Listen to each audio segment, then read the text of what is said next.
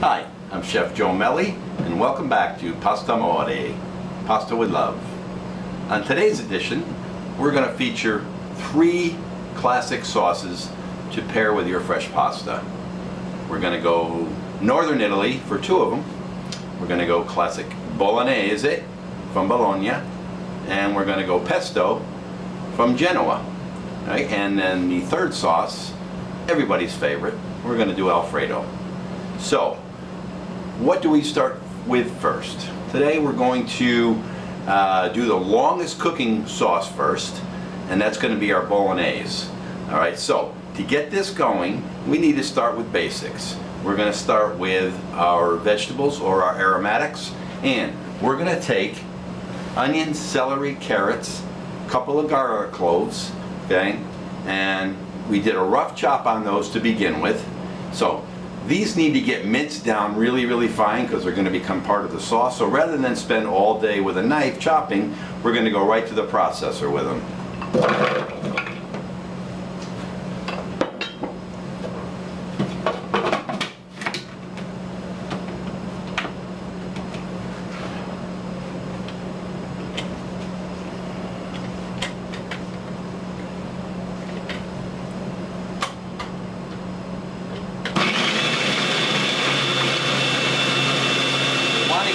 Fine. Meantime, I got my pan heating up.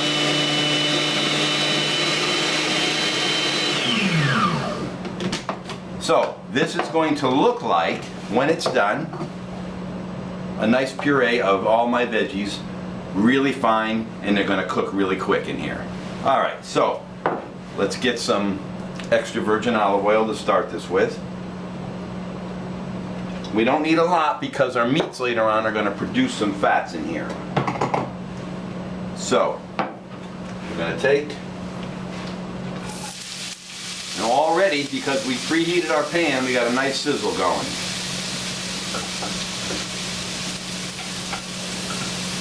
So that this is how we build the sauce. We classically start with our aromatics or our flavorings, usually of vegetables, right? Some garlic, some onions, celery, carrots.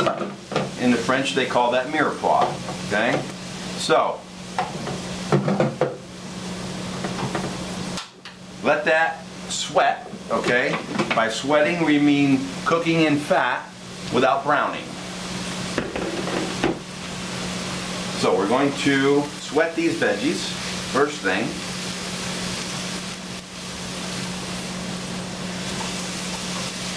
And you want a nice big enough pan because you're going to build this. By the time we're done, this is going to be at least half full. Already we're getting the waft of aromas from these 3-4 veggies that are in there cooking together.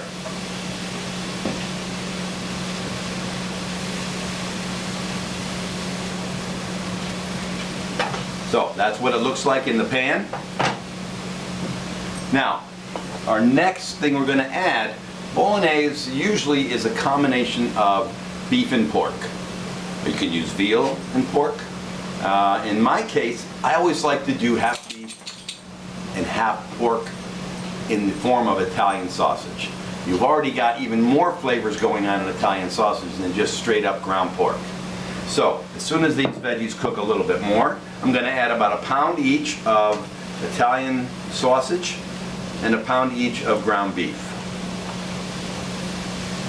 Sometimes you'll see recipes that pork will take the form of pancetta, which is a cured but unsmoked Italian bacon from the belly. Oh, that's just amazing. Alright, so our veggies are cooking down nicely. Now I'm going to add my meats, okay? My ground pork, sausage, and my ground beef. Now you want to break this up, okay? It is a rustic sauce, so it can be a little chunky, but in order for this to cook evenly and blend well, we really want to break it down. So we want to incorporate also getting our veggies in there and combining it right in with the meat. And then how long do we cook this? We cook this until there's no more pink, till the meat is nice and cooked all the way through, yet it has not released all of its flavors. The rest of that's going to happen in the simmering, the slow simmering of this sauce. Whenever I'm asked, if somebody says, what's your go-to dish? What would you make if you wanted to impress your friends? Almost always it's Bolognese. This is like my all-time favorite pasta sauce, or sauces in general. All right, here's a tip for you. You know the old-fashioned potato masher? Whenever I want to break down my meats when I'm cooking, whether I'm doing chili or ground beef or ground sausage in any form, I just take and I use that masher to kind of combine, break down, get it down into smaller pieces, and this will hasten the cooking time too. Scrape it off, the excess. So now you know that the fat in here is going to release. All right, we got fat in the beef, we got fat in the pork. That's why I didn't add that much in the beginning. And also, don't forget, fat equals flavor. So we're going to let that fat cook in this sauce until we're done cooking, and then we're going to skim all the excess fat off. But don't be put off by fat in a sauce. You can always skim it, but leave it in there for the flavoring. Okay, so we're about half cooked on the meat right now. I still see some pink in here.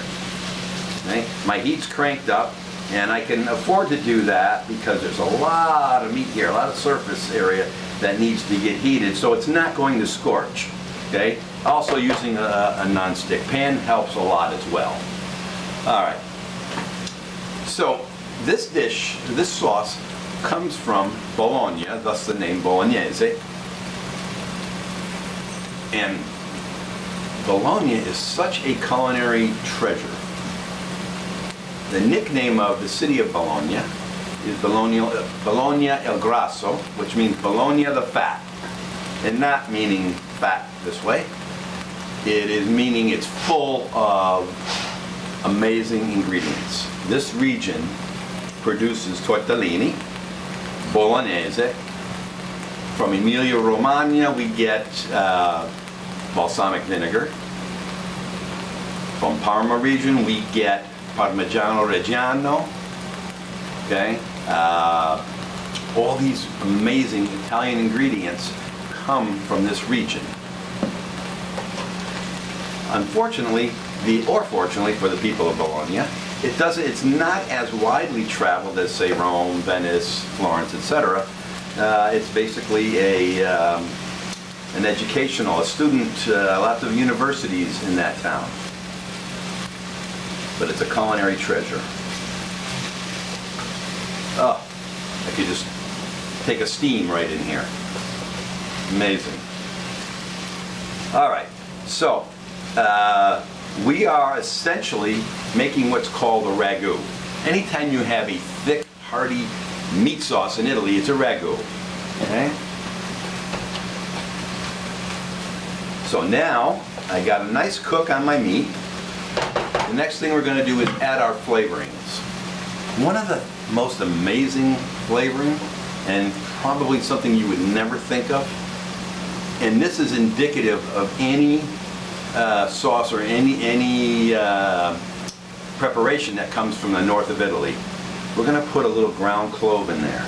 So you will find either cinnamon, clove, nutmeg in the north of Italy. That kind of tells you where it's coming from. You don't usually find these flavoring of ingredients in the south. So, careful though. This clove, you could kill the sauce immediately if you overdo it. So, a pinch, right? We can always add, but we can't take out. All right, so I'm going to put in my clove, my dry basil. Okay, I'm going to mix that in, a touch of salt in here. Toss this around.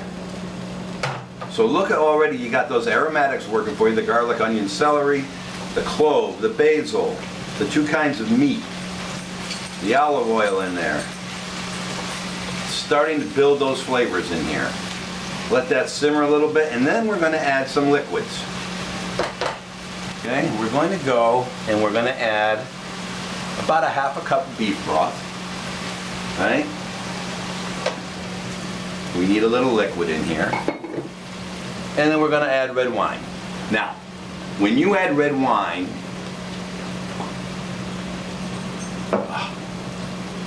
make sure you never, as a rule of thumb, never cook with anything you wouldn't drink. You never want to go cheap on the wine. Add some good quality red wine. The worst thing you could ever do, and don't ever do this, is use cooking wines that they sell in the grocery store. Cooking wines are terrible, right? So we're going to go a little generous, about that much, a little more. All right, so that's about maybe a cup of red wine, a little more, okay? All right, so now we got the beef broth in there. We're layering some more flavors. Right? And this is all going to simmer together, and it's going to produce this awesome pasta sauce. So, cooking wine, back to the cooking wine. One of the reasons why it's so terrible, it's cheap wine to begin with, they load it with salt. If you ever tasted cooking wine, you spit it out. And the reason why they started adding salt to cooking wines, simple. They don't want people to drink it. Who would drink that anyway? I don't know. All right. So, bellissima. Now, we are going to take 2 14-ounce cans of plum tomatoes and juice. You can do the cherries, you can do the plum, as long as it's whole tomatoes in their juice, hand crushed. So we go in and we hand crush it. That's it, simple, all right? No mystique, and you're gonna add that whole thing in here, okay? Stir that around. Now, it seems like it's a little runny, and that's okay, because this is gonna cook down, way down. All right, and then it's going to become a nice, hearty, thick ragu. Look how chunky it is. Okay, it's even going to turn redder as we let it go. I even have to stop right now, and I even have to taste this, because even at this point, this sauce is amazing. So let's talk about the pasta we're going to serve with this. Generally, hearty sauces such as a bolognese or some type of ragu will always be served with a heartier pasta. Let me just go in here and get a little taste. Already, I mean, the alcohol and the wine hasn't cooked out, which isn't a bad thing. The clove is evident. So I need to let this simmer. This is like I said, the longest cooking. So we're going to remove this and let this simmer. Okay, and then we're going to come back over here and we're going to get started on the Alfredo. But before that, I want to show you. These are the pastas we're going to be cooking today, right? We have here pappardelle, which is like a really double wide tagliatelle. Okay, this is the one that's going to go and be paired with the bolognese. Right? In the middle, if you remember, way back in lesson 2, we did noodles. These are tagliarini. Okay? This is going to be paired with the pesto, right? A very simple sauce. So you want a lighter pasta with a simple sauce, right? It's just going to be a quick coat. And over here you have tagliatelle or fettuccine, right? So all these three are going to be used in different sauces today, right? And that's really the key, is using the right pasta and the right sauce. All right, we'll come back to this. Now, one of the most popular Italian sauces and one of the most abused sauces is Alfredo. Some people think you make a cream sauce with flour and butter and milk, and you make a tight cream sauce and then you add cheese to it. Couldn't be further from the truth. All right, so what is Alfredo? Right? Alfredo is like 3 ingredients. We're talking heavy cream. Yes, that's right. 41% Butterfat, yes. Heavy cream. Good grated cheese, Parmigiano Reggiano, Pecorino Romano, or a blend of two of them. Asiago could work, but it's a little sharper. So I like to stay with the Parmigiano and the Romano. Those two ingredients, a little butter at the end, maybe a little salt, and a little crushed black pepper at the end. There's no garlic in Alfredo, people. There's no broccoli, there's no chicken, there's no seafood. First of all, if you have a seafood Alfredo or a shrimp Alfredo, bastardization, right? Italians do not mix shellfish with cheese. It isn't done. You get arrested for doing that. All right? So we're keeping it very, very basic. Less is more. Always, always. All right, so our pan's getting nice and hot. We're going to take about 2 cups of heavy cream, okay? Get that pan hot. You should hear a nice sizzle, okay? Let that just reduce. Let it start boiling away in here, okay? Now, I'm going to return my pasta water to the boil because this is a quick sauce, so I want to take my pasta from here to here and plate it, okay? All right, Bolognese is nice. So, I've got some Parmigiano, I got some burro or some butter, got my crushed black pepper, a little salt, and my whisk. Okay, so right now it's bubbling, doing just what it's supposed to do, right? And you always want a nice flat skillet, something you can toss your pasta in. So we're gonna let that, we're gonna let it reduce almost by half until, right now it's very thin, it's still thin, right? It doesn't look like a sauce yet, okay? We cook it down until a stage that's called nappe, where it like coats the back of a spoon. Almost reduces by half, right? So if we see it start climbing out of the pan, we can turn it down, because eventually if this any kind of milk or cream will go over, right? So we want to be careful that doesn't happen. But this is always done last minute, okay? You never make Alfredo ahead of time. Why? Because it's gonna, after it comes off the heat, as it starts to cool, it's gonna tighten up, okay? It's gonna solidify. So, let me get that, get a little bit back up again. All right, so we wanna go back to that simmer, okay? And I'm gonna whisk, just because, I'm not gonna whisk too strong, I don't wanna scratch my pan too much, but I'm gonna lightly whisk just so I can blend in my cheese.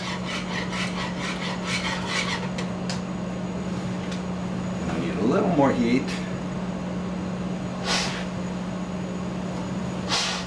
Cooking with gas is really the best way to go. Electric stoves are nice, but gas you can control in a heartbeat, okay? All right, so now it's starting to, I'm gonna add my cheese. This is gonna be my thickening agent, that plus reduction. Okay? And you want to keep a spoon close by. You want to taste this. You want to feel the consistency of the sauce, make sure everything's blended, melted, and now we're starting to get that creamy sauce, all right? When it starts to bubble up like this, now we see it starting to thicken. All right, so now, oh, that's bellissima. Mm. 2 ingredients so far. Pinch of salt in here. All right, now I'm going to kill the heat because it'll just get thicker and thicker if I keep letting it go. All right, so now as soon as my water comes back up to the boil, I'm going to drop in my pasta, 2 minutes, and then we're going to spoon it out, toss it in here, and we're going to serve. Okay? I don't know if you can see that, the consistency of that sauce. It's just smooth, velvety, satiny, rich. All those superlatives that we associate with Alfredo sauce. And remember everybody, Alfredo is the sauce, not the pasta. You know, sometimes people say, oh, we went out to dinner last night. I say, what'd you have? He said, you know, I had fettuccine. And I say, okay, you had fettuccine. What did you have it with? Bolognese, marinara, Alfredo. Yeah, you know, the white sauce, the fettuccine. Remember, fettuccine is not the sauce. It's not the dish. Alfredo is the sauce. You can have linguine Alfredo. You can have spaghetti Alfredo. All right, Alfredo is the sauce.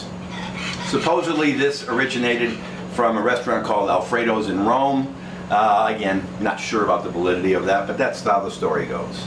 I'm going to go back and check my Bolognese. Gorgeous. Simmering nicely.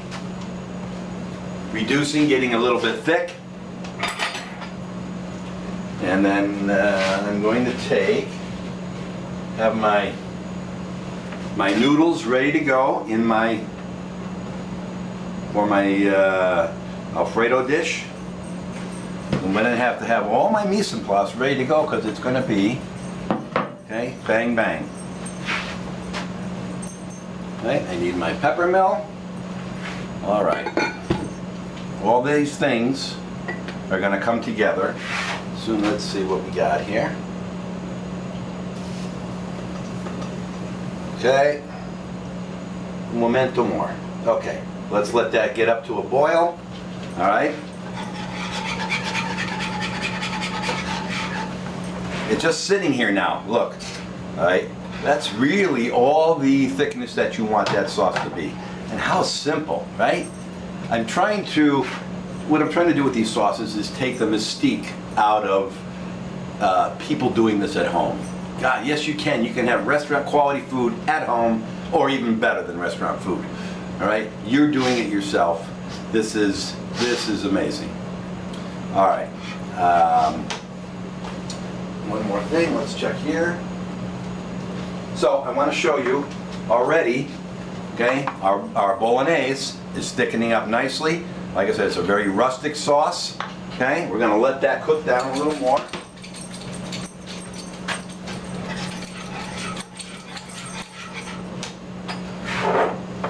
I need my pair of tongs.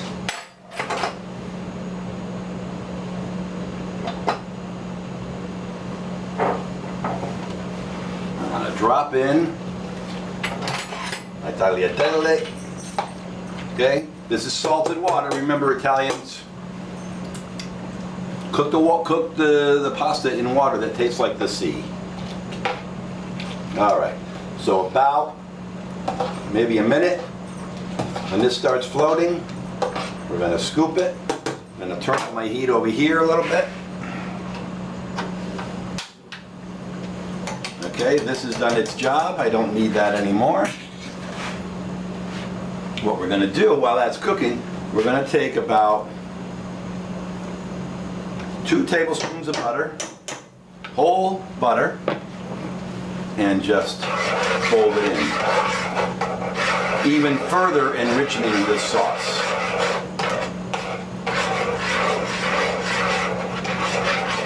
It's a great thing to do with any sauce at the end, is to throw a little bit of whole fresh butter in there, what we call Monte au beurre,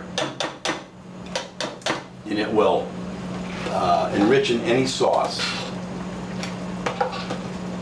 All right, let's check our noodles.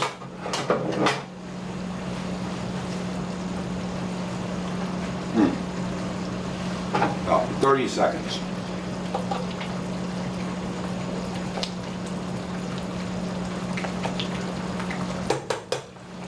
And these are the noodles that we made, like in lesson 1 and 2, the fresh pasta. So now we're actually seeing what we do with these, how these come to fruition. All right, we're floating. Okay, I'm going to go in. I'm not going to go and take this pot to the sink and strain it. We're going to do a così. Okay, right into here. And if I drizzle a little bit of that pasta cooking water in, so be it. All right. So, that all envelop in there. That's what you really want. That's why I say, always toss your pasta in the sauce. Always, always, always. Oh, look at that. It's not gluey. It's not one big mass. This is the classic macaroni and cheese right here, folks. All right, that butter in there just enriched it. Okay, so now we're done. We're going right to the plate. And only put the sauce that you need. Okay, you don't have to put it all because it's there. That's enough. Bastante. Okay, shake that a little bit. We're gonna go back and a little more Parmigiano on top. And this is how we finish. Little crushed black pepper. Now, of course, we have to go in and do a little taste test. Oh, you guys are just dying right now, I bet, right? Okay.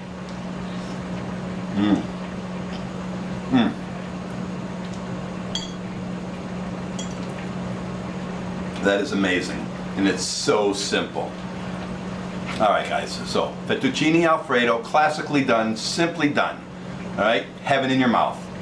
All right, so let's put that aside for the moment, okay?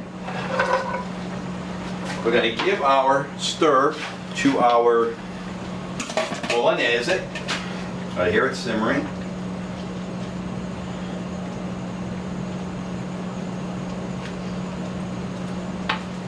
Okay, so now we're gonna move on to the pesto. All right, so that Alfredo was from Rome. Now we're going back up north again. We took a little side trip to Rome and did some Alfredo. And now we're gonna do pesto.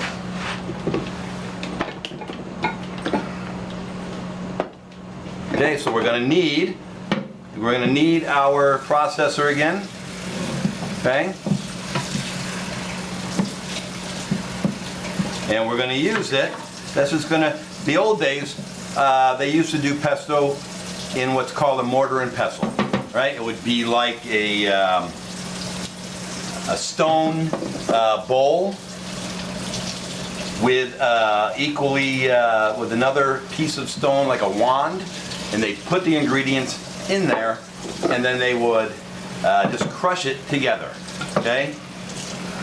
Until you got a paste. And now that's the very crudest form of making pesto. However, again, because of time and because of modern conveniences, okay, we're going to go back to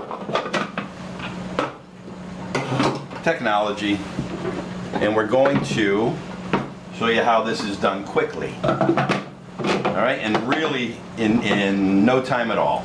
All right, so you have your processor, right? I have a pan here because we're going to be tossing pasta with this pesto in a matter of minutes. The pan likes to cooperate. Okay, so I'm going to make sure my blade's down. We're going to put in here about 2 cups of fresh basil leaves. Okay, try not to get, you want them right out of the garden if possible. Okay, really fragrant, bright green. Here's a little trick for you now. With that, I'm going to give about a cup of fresh parsley. Look how bright green and vibrant that is. This is going to do 2 things to our pesto. This is going to bulk it up, give us some more volume out of our pesto, but it's also going to give us that really bright, vibrant green. Sometimes the basil doesn't give us that green that we want, so we put a little parsley with it. All right? So, in with there goes our pinolas, our pine nuts, all right, about a cup. And we're going to put in, let's say, about 3 garlic cloves, okay, or more as you like. We can always add, we can't take out, all right? Then we're going to process. All right, so I just get it till I knock it down, okay, like a paste. And I'm going to add my Parmesan, Okay? You can always add more later. We'll keep a little bit of this for later. And I'm going to have my olive oil ready. Okay? Little by little, I'm going to start.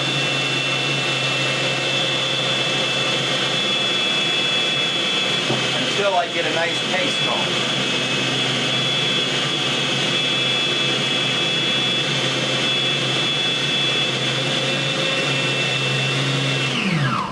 I'm going to check it. That's coming together nicely.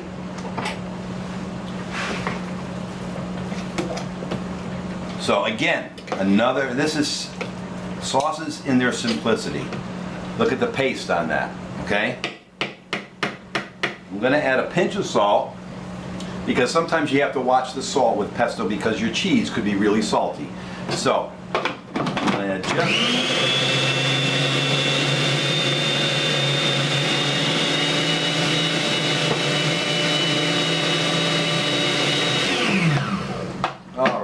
So, again, there we go. We got a nice, beautiful, look at the color on that too, that beautiful green, okay? I don't want a big mouthful of this because this could be potent. The nuttiness of the pine nuts, right?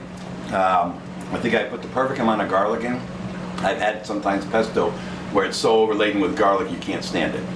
This is a nice balance. About 3 garlic cloves, a cup parsley, 2 cups of basil, about a cup of Parmesan, and maybe about, I don't know, half, 3/4 of a cup of olive oil. Pinch of salt and let it go, okay? So, now, how do we actually cook with this?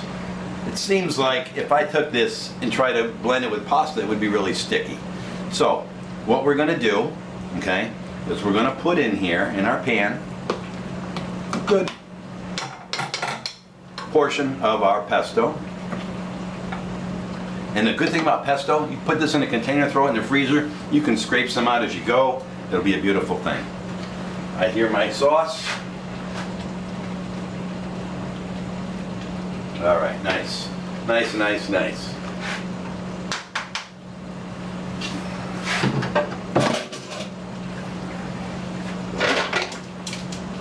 All right, so we have our water boiling.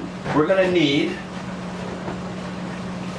this is how we're gonna make our pesto a little creamy. Again with the heavy cream, you say, I know.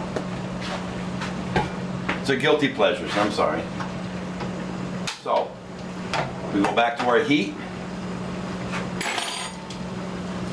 And we're just going to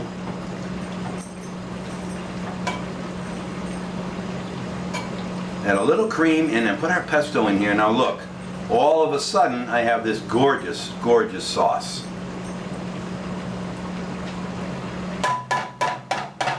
At this point with this pesto, you can make a dip out of it. You can put it with mayonnaise, sour cream, cream cheese, whatever, however you want to make or whatever you want to do with it. It can be a spread on meats. It could be just a dip alone by itself. So there's so many things you can do once you have this basic pesto made. All right, so our sauce is already simmering. I'm going to go in and grab some of our tagliarini because we said we wanted nice thin pasta to pair with that pesto. Okay, we'll let that cook. Slow this down because we don't want to leach out the fat in the cream or in the olive oil that's in here. I want to get a little bit more of this. Meanwhile, I'm going to go in and taste it. Okay, a little salt, a little stir again. Make it that beautiful color green.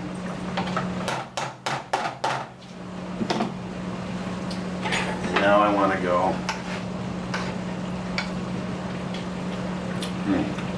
That cream really mellows out this whole pungent sauce. So now I'm seeing my tagliarini so thin because it's going to cook really, really quick. And it has. Again, we never rinse our pasta, right? Okay, so done. Toss. Look at that color, okay?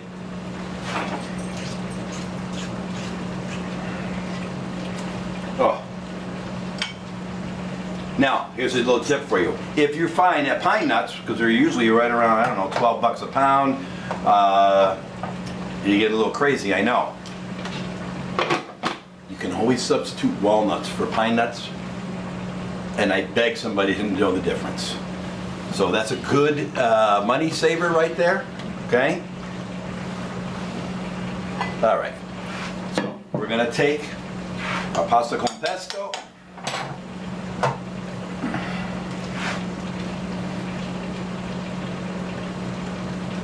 And we're gonna take our tongs, we're gonna just twist it up a little bit in the middle.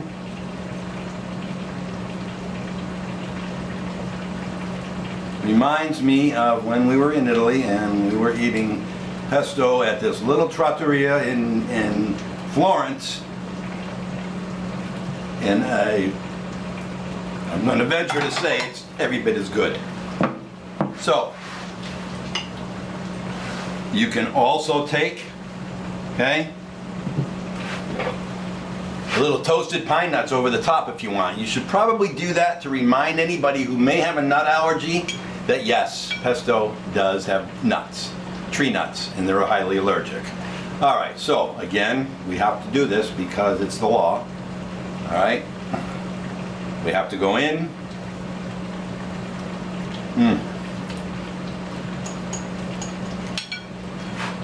That pasta is a perfect pairing for this.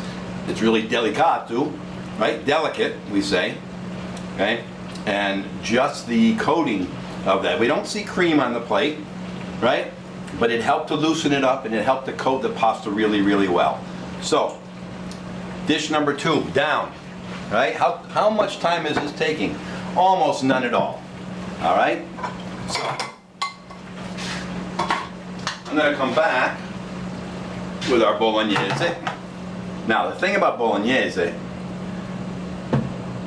it'll be better tomorrow, really. This is good now. It'll be amazing tomorrow. All right, so look, see how our sauce thickened up? Okay, this is what you want, a nice hearty meat sauce, right? We're not talking about Franco-American here. We're talking traditional Bolognese. Some people will argue and say, oh, there's cream in Bolognese. You can, they're optional, is you can finish this with cream if you want and turn it into like a pink sauce. I choose to keep it the darker, the deeper red, okay?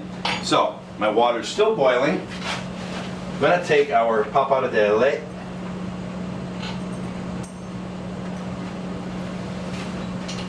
I'm gonna drop that in there. Let that cook a little bit.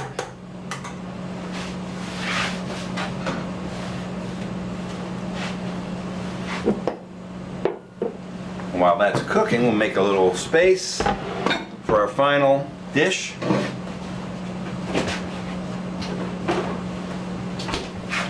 All right, need some heat.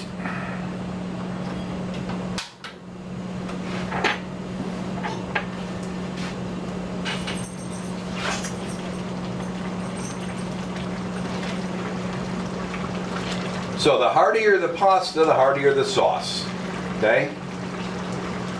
Now, a lot of times you can go and get some, this works really well with dry pasta, like a bucatini, or maybe a really heavy-duty rigatoni, okay? Something with a lot of bite to it, something with a lot of chew to it. It will stand up to this sauce. You can even take this makes a great lasagna. This sauce, you layer this with your fresh pasta sheets and that ricotta filling we had, back and forth, back and forth, back and forth. Bake it in the oven. So now you've got this wonderful meat sauce, hearty meat sauce, lasagna bolognese. Okay, so I'm gonna go in and scoop and take our pappardelle.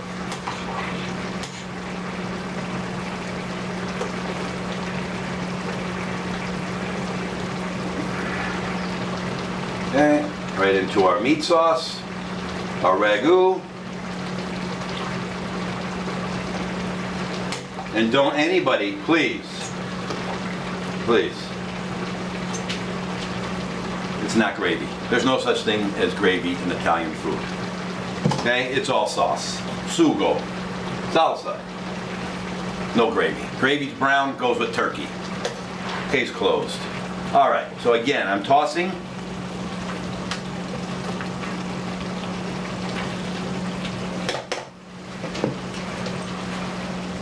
Okay. Ah, bellissima.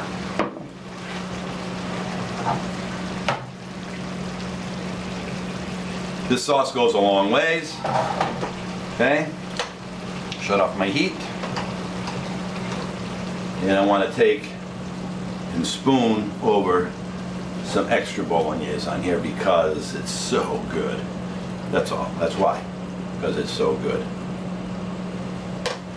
So, now you got your bolognese, but I have to. I saved the best for last. And I need a little parmigiano up on top. And I need, all right, well, since I don't have one, I'm going in, folks, sorry. The clove is evident, but it's subtle, okay? I'm getting the pork, I'm getting the beef, I'm getting the red wine, getting all that good stuff in there. This is such comfort food right here. This is what I'm taking. You all can split the other two, but this is mine. So, until next week, keep cooking. Buon appetito. Ciao, ciao.